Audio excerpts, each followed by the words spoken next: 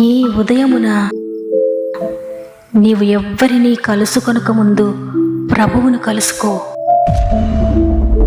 నీవు ఎవ్వరినీ చూడకముందు ప్రభువును చూడు. నీవు ఎవ్వరితో మాట్లాడకముందు ప్రభువుతో మాట్లాడు. నీవు దేనిని వెదకకముందు ఆయన రాజ్యములో నీతిని వెదకు.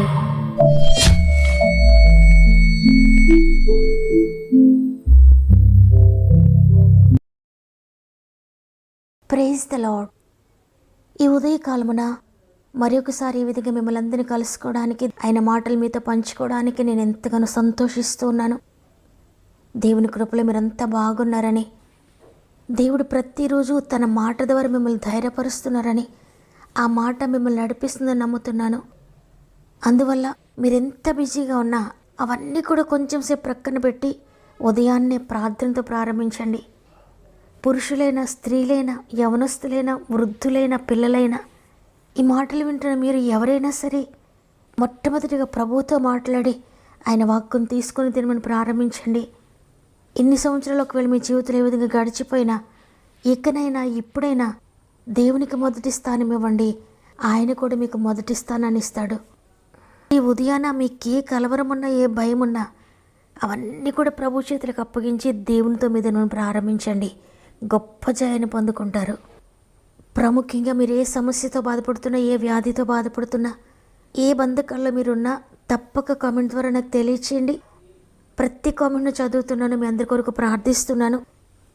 మన ఆత్మీయ కుటుంబం అంతా మీ కామెంట్స్ చదువుతున్నారు, మీ కొరకు ప్రార్థిస్తున్నారు. మీరు కూడా ప్రార్థించండి.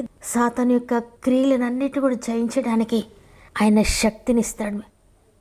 సమస్త మహిమ, ఘనత, ప్రభావములు దేవునికే చెల్లునుగాక. ఈరోజు దేవుడు మనతో మాట్లాడుతున్న మాట ఇర్మియా గ్రంథము 31వ అధ్యాయము 13వ వచనము. వారి దుఃఖమునకు ప్రతిగా సంతోషం ఇచ్చే వారిని ఆదరించెదను, విచారము కొట్టివేసి నేను వారికి ఆనందము కలుగచేతును. ఆమేన్. ఎంతో విచారంతో, ఎంతో బెంగతో, ఎంతో టెన్షన్తో, డిప్రెషన్తో ఈ మాటలు వింటున్నా ప్రియ సహోదరుడా, దేవుడు నీకు తెలియజేస్తున్నారు, నీ విచారాన్ని, నీ దుఃఖాన్ని నేను కొట్టివేసి నీకు నెమ్మదిని, సంతోషాన్ని దయచేస్తున్నానని. ఎంతో విచారముతో, బెంగతో ఈ మాటలు వింటున్నా ప్రియ సహోదరి, నీ విచారాన్ని కొట్టివేసి, నీ బెంగనంతా తీసివేసి గొప్ప ఆదరణతో, గొప్ప సంతోషంతో నేను నింపుతున్నానని ఈరోజు ప్రభు నీకు తెలియజేస్తున్నారు. చూడండి, కీర్తనకారుడు అంటూ ఉన్నాడు, కీర్తనలు 94వ అధ్యాయము 19వ వచనంలో, నా అంతరంగమందు విచారములు హెచ్చగా నీ గొప్ప ఆదరణ నా ప్రాణమునకు నెమ్మది కలుగు చేయుచున్నదని. ఇక్కడ భక్తునికి కూడా విచారములు హెచ్చుగా ఉన్నాయంట. ఎటువైపు చూసిన విచారమే, దేనిని గూర్చి ఆలోచించిన విచారమే, కుటుంబంలో విచారము, బిడ్డల గురించి విచారము, ఆర్థిక పరిస్థితుల గురించి విచారము, ఆరోగ్యాన్ని గురించి ఆలోచిస్తే విచారము, భవిష్యత్తును గుర్చిన విచారము, ఈ విధంగా అనేక విచారములు హెచ్చగా దేవుని యొక్క గొప్ప ఆదరణ ఆయనకు నెమ్మది కలుగు చేసిందంట. అవును, నీ విచారము ఎంత బలమైందైనా, ఎంత లోతైనదైనా దానికంటే గొప్పది దేవుని ఆదరణ. ఆయన గొప్ప ఆదరణకర్త.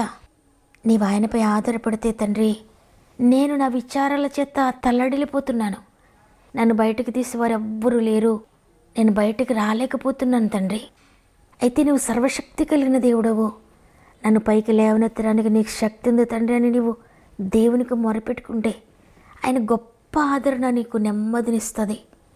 చూడండి, యాకోబు భక్తుడు ఒంటరిగా ప్రయాణిస్తూ తన గమ్యమేంటో తెలియక, ఏమవుతుందో అర్థం కాక విచారంతో పడుకున్నాడు.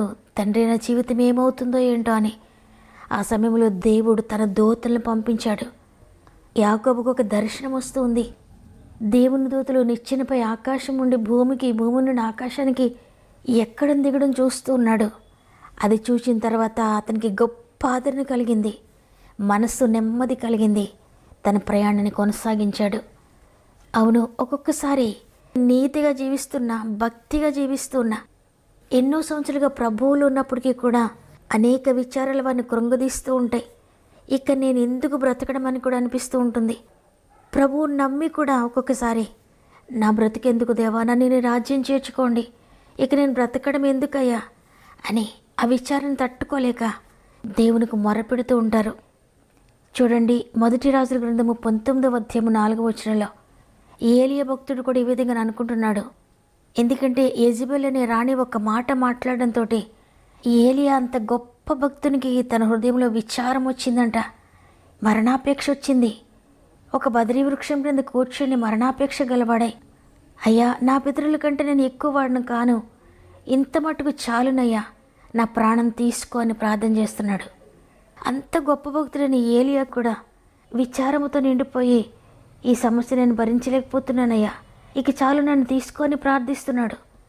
ఆ విధంగా ప్రార్థించగానే దేవుని దూత దిగివచ్చింది. దేవుని దగ్గర నుండి దేవుని దూత ఏలియాను బలపరిచింది. తరువాత ఏలియా గొప్ప శక్తిని పొందుకున్నట్లుగా, గొప్ప ఆదరణతో నింపబడినట్లుగా చూస్తున్నాం. అవును, ఈరోజు నీవు ఎంతో భక్తిగా జీవిస్తున్న వాడివే కావచ్చు, దేవుని మార్గంలో నమ్మకంగా జీవిస్తున్న దానివే కావచ్చు. కానీ నీ హృదయంలో కూడా అనేక విచారాలు ఉన్నాయా? ఎంతో డిప్రెషన్తో నీవు ఉన్నావా? ఆలస్యం అవుతుంది దేవుని కార్యం అని డిసప్పాయింట్ అవుతున్నావా? లోన్లీగా ఫీల్ అవుతున్నావా? ఒకవేళ నీవు ఆ విధంగా ఉంటే, ఇటువంటి సమయంలోనే గర్జించే సింహం వలె తిరుగులాడుతున్న అపవాది, అవును, నువ్వు బ్రతికి ఉండి ఉపయోగం లేదు, నువ్వు చనిపోతే నీ కుటుంబం బాగుపడుతుంది, నువ్వు చనిపోతేనే నీ సమస్యలన్నీ తీరుతాయి, ఈ సమస్యలకు నువ్వు భరించలేవు, ఈ అవమానాలు, ఈ నిందలు నువ్వు తట్టుకోలేవు, నువ్వెందుకు పనికిరావో, నీవెవరికి అవసరం లేదు, నువ్వు బ్రతికి వేస్ట్ అని నిన్ను ఇంకా కృంగదీస్తాడు. ఒక విచారానికి ఇంకొక విచారాన్ని గుర్తు చేస్తూ, ఇదిగో నీ జీవితంలో ఇది లేదు, నీ జీవితంలో ఈ విధంగా ఉంది, నీ బిడ్డలు ఎలా ఉన్నారు, నీ భార్య ఎలా ఉంది, లేక నీ భర్త ఎలా ఉన్నాడు, నీ పరిస్థితులను ఒకసారి గుర్తు చేసుకొని ఒక్కొక్కటి గుర్తు చేస్తూ ఇంకా కృంగదీస్తూ ఇంకా నిర్జీవంతో నింపుతాడు నిన్ను. ఆనాడు దేవుని దూత ఏలియాను తట్టి లేపినట్లుగా ఈనాడు దేవుని వాక్కు నిన్ను తట్టి లేపుతోంది. నీవు అనేక విచారాలతో ఉన్నావా? భయపడొద్దు. నీ దేవుడు నీ విచారాలను చూచి, నీ కన్నీటిని చూచి దాటిపోయేవాడు కాదు. నీ విచారాలన్నీ కొట్టివేసి, నీ అవమానాలన్నీ కొట్టివేసి, నీ చింతను కొట్టివేసి, నీ బెంగను కొట్టివేసి నిన్ను ఆదరిస్తాడంట. దేవుని మాట నిజమైనది ప్రియ సహోదరి. ఆయన మాట ఇచ్చి వెనక్కి తీసుకోడు. నీవు నమ్మితే, దేవుని మాటను విశ్వసిస్తే తప్పకుండా నీ జీవితంలో నెరవేరుస్తాడు. ఆయన మాట సత్యమైనది, సజీవమైనది. ఆ విషయాన్ని పూర్తిగా తెలుసుకున్న కీర్తనకారుడు అంటున్నాడు, నా అంతరంగమందు విచారములు హెచ్చగా నీ గొప్ప ఆదరణ నా ప్రాణమునకు నెమ్మది కలుగు చేసినదని. ఈరోజు ఈ మాటలు వింటున్న ప్రియ సహోదరి, ప్రియ సహోదరుడా, నీ జీవితంలో కూడా అనేక విచారాలు ఉన్నాయా? రోజు రోజుకు ఒకదానికి ఒకటి యాడ్ అవుతూ ఉందా విచారాలు? రోజు రోజుకు ఇంకా కృంగదీస్తున్నాయా నీ పరిస్థితులు? నీ పరిస్థితులు ఏ విధంగా ఉన్నా, నీ విచారాలు ఎంత హెచ్చుగా ఉన్నా, నీ విచారాల కంటే గొప్పది దేవుని యొక్క ఆదరణ. ఆయనను ఆశ్రయిస్తే తప్పక నిన్ను ఆదరిస్తాడు. ఆదరణకర్త నీ కొరకు పంపిస్తాడు. ఆయన నిన్ను ఎప్పటికీ అనాథగా విడబడు. ఆదరణకర్త నీ దగ్గరకు వస్తాడు నిన్ను ఆదరించడానికి. ఆయన ప్రేమతో నిన్ను ఆదరిస్తాడు. ఆయన ధైర్యంతో నిన్ను ఆదరిస్తాడు. ఆయన కరుణతో, ఆయన కృపతో నిన్ను ఆదరిస్తాడు. ఆయన వాక్కుతో నిన్ను ఆదరిస్తాడు. ఎంత విచారం నీ హృదయంలో ఉన్నా, ఎంత డిప్రెషన్ నీలో ఉన్నా భయపడకు. ప్రభు వాగ్దానం రిసీవ్ చేసుకో. తండ్రి, నా అంతరంగమందు విచారములు హెచ్చగా నీ గొప్ప ఆదరణ నా ప్రాణమునకు నెమ్మది కలుగు చేస్తుందని చెప్పావు. దుఃఖానికి ప్రతిగా సంతోషం ఇస్తానన్నావు. విచారాన్ని కొట్టివేసి నెమ్మదినిస్తానన్నారు. ఇదిగో తండ్రి, నీ నెమ్మది, నీ ఆదరణ, నీ సంతోషము, నీ సమాధానము నేను తీసుకుంటున్నానయ్యా అని విశ్వాసంతో ఈ వాగ్దానాన్ని రిసీవ్ చేసుకోండి. మీ జీవితంలో, మీ కుటుంబంలో ఎన్ని విచారాలున్నా, నలువైపుల విచారాలతో నిండిపోయినా కూడా దేవుడు నీకు నెమ్మదినిస్తున్నాడు. వాగ్దానాన్ని నమ్మినట్లయితే మనందరం కూడా దేవుని స్థలం మోకరిందాం. మన జీవితంలో అద్భుతాలు చేయడానికి పరిశుద్ధాత్మ దేవుని ఆహ్వానిందాం. తండ్రి, నీకు వందనాలు. పరిశుద్ధాత్ముడా, మా మధ్యకు దిగిరండి. మేమందరూ నీ శక్తి కొరకు ఎదురు చూస్తున్నాం ఈ ఉదయాన. అయ్యా, మీరు మా మధ్యలోనికి వస్తే, మీరు మా కుటుంబంలోనికి వస్తే మేము ఆదరించబడతామయ్యా. నీవు లేకపోతే మాకు ఆదరణ లేదు. మీరు లేకపోతే మాకు విచారమే, బెంగే, చింతే. అందుకే ఈరోజు మిమ్మల్ని ఆహ్వానించుకుంటున్నాం. పరిశుద్ధాత్ముడ, ప్రతి ఒక్కరిని తాకండి అయ్యా. ప్రతి గృహంలోని కార్యములు చూచుదురుగాక. ప్రతి గృహంలోని నెమ్మదిని పొందుకొందురుగాక. ప్రతి గృహంలోని శాంతిని, సమాధానాన్ని పొందుకొందురుగాక. ప్రతి గృహంలోని ఆదరణ పొందుకొందురుగాక. ప్రతి గృహంలో ఉన్న ప్రతి విచారము ఏసునామములో కొట్టివేయబడునుగాక. ఏ హృదయంలో విచారం ఉందో, ఏ కుటుంబంలో విచారం ఉందో, ఏసునామములో ప్రతి విచారమును గద్దిస్తూ ఉన్నాను. విడుదల ప్రకటిస్తున్నాను. విడుదల కలుగునుగాక ఏసునామములో. పరలోక ద్వారములు తెరవబడునుగాక. పరలోకపు శక్తి ప్రతి ఒక్కరి జీవితంలోనికి దిగునుగాక.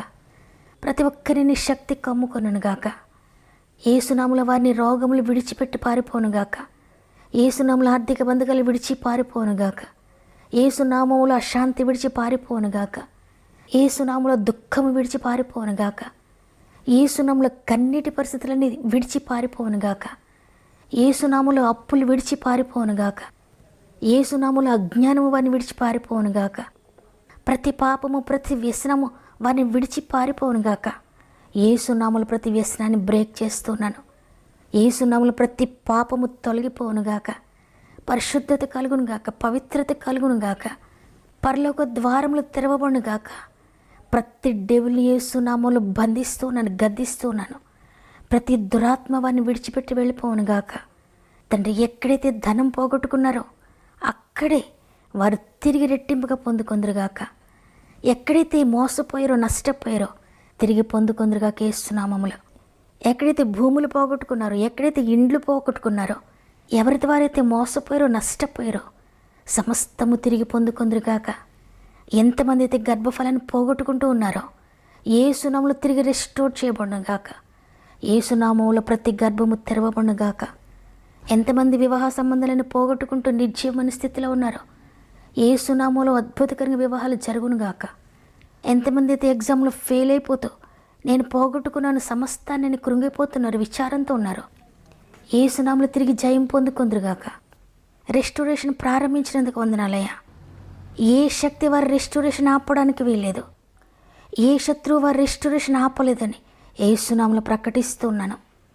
తండ్రి, ప్రతి జీవితంలో మీరు అద్భుతాలు చేస్తున్నందుకు నీకు కృతజ్ఞత చెల్లిస్తూ ఈరోజు ఎంతమంది అయితే ప్రార్థనలో ఏకీభవించారో వారి జీవితాన్ని టోటల్గా మీరు మార్చివేసినందుకు, పాత జీవితాన్ని కొట్టివేసి నూతన జీవితాన్ని అనుగ్రహించినందుకు వందనాలు చెల్లిస్తూ ఇదే మనం ప్రారంభిస్తూ ఉండగా ఈరోజంతా మా ఆత్మీయ కుటుంబం అంతటికీ తోడేండి నడిపిస్తారని యేసయ్య పరిశుద్ధమైన నామములో అడిగి వేడుకుంటున్నాను తండ్రి.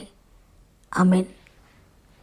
ఈరోజు ఈ మాటలు విన్న ప్రియ చెల్లి, ప్రియ తమ్ముడు, ప్రియ అక్క, అన్న, అనేకమైన పోగొట్టుకొని అనేక విచారాలతో ఉన్న మీ జీవితంలో మీరు పోగొట్టుకున్నవన్నీ దేవుడు రెస్టోర్ చేస్తున్నాడు. విశ్వాసంతో రిసీవ్ చేసుకోండి.